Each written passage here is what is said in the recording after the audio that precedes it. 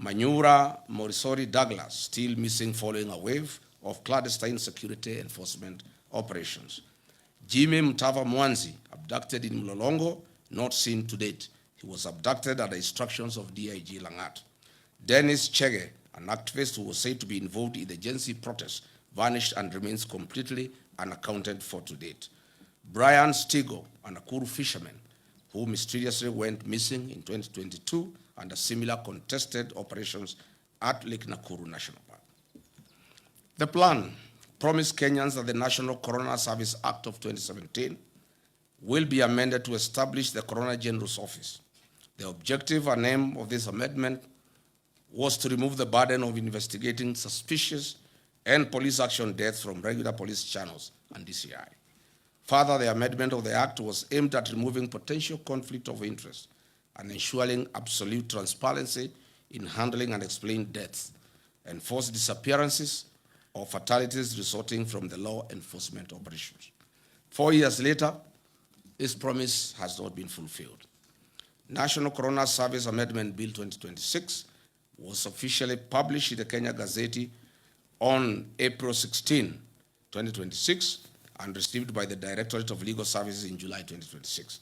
It is currently at the introduction and pre-reading stage in the National Assembly, awaiting formal first reading and committal to the relevant departmental committee.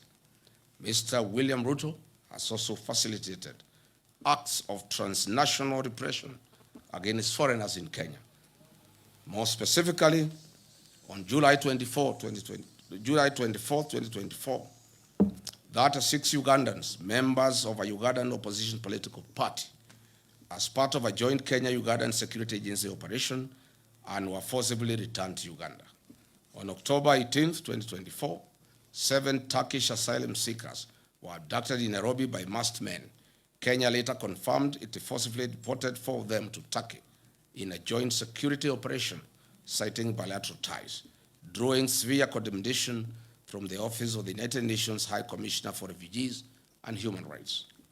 On November 16, 2024, Kiza Bisinje, leader of another Ugandan opposition party, was kidnapped by Ugandan agents while visiting Nairobi.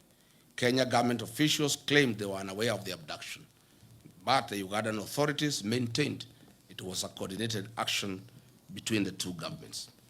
Tanzania journalist and human rights activist Maria Sarangi was on Sunday, 12 January 2025, almost abducted here in Nairobi. Prominent Zimbabwean constitutional lawyer and human rights defender Brian Kagoro was detained and deported from Kenya on February 22, 2026, intercepted by immigration and national intelligence officers at Jomo Kenyatta International Airport in Nairobi.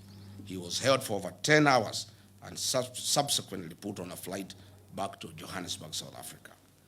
In March 2026, 2 officials from the China